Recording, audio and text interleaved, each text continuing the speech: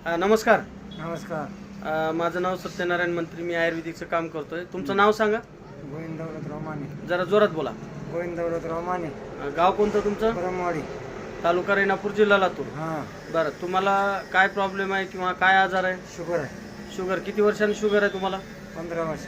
15 वर्षांनी शुगर आहे. आणि इंजेक्शन किती वेळेस घेता तुम्ही? 2 टाईम इंजेक्शन. बरं, 15 वर्षांनी शुगर आहे आणि शुगरमुळं तुमचं शरीर पण कमजोर झालं आणि शरीर वाळून चाललं होतं. हो. बरं, मंत्री साहेबांना आयुर्वेदिक औषध देऊन किती दिवस झाले आणि आपल्या शुगरच्या औषध जसं चालू केलं काय फरक वाटायला? अंगात ताकद आली.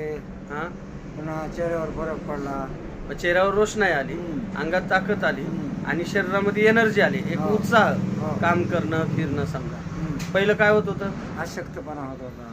शरीरात जास्त अशक्तपणा होता. बरोबर आहे. आणि 15 वर्षाने शुगर आणि 2 वेळेस तुम्ही इंजेक्शन स्वतः घेता आणि पुण्याला तुम्ही टेस्ट करायला जाता. बरोबर.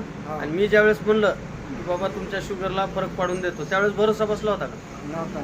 नव्हता बसला. मी 2-4 वेळेस म्हणलो पण मनावर घेतला नाही. पण तुमच्या मुलानं, रावसाहेबनं मनावर घेतलं आणि तुम्हाला औषध घेऊन किती दिवस झाला आता?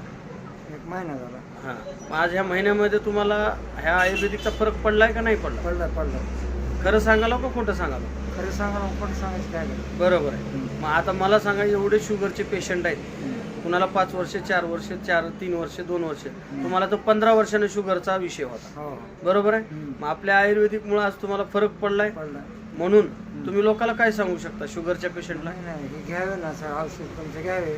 म्हणजे स्वतः तुम्ही आमच्या गावचे शेजारी असून सुद्धा भरोसा ठेवला नव्हता. हो. पण रावसाहेब तुमच्या मुलानं म्हणलं एवढं घेऊन तर बघू, एवढं मेडिकलच्या गोळ्या खायला होतं.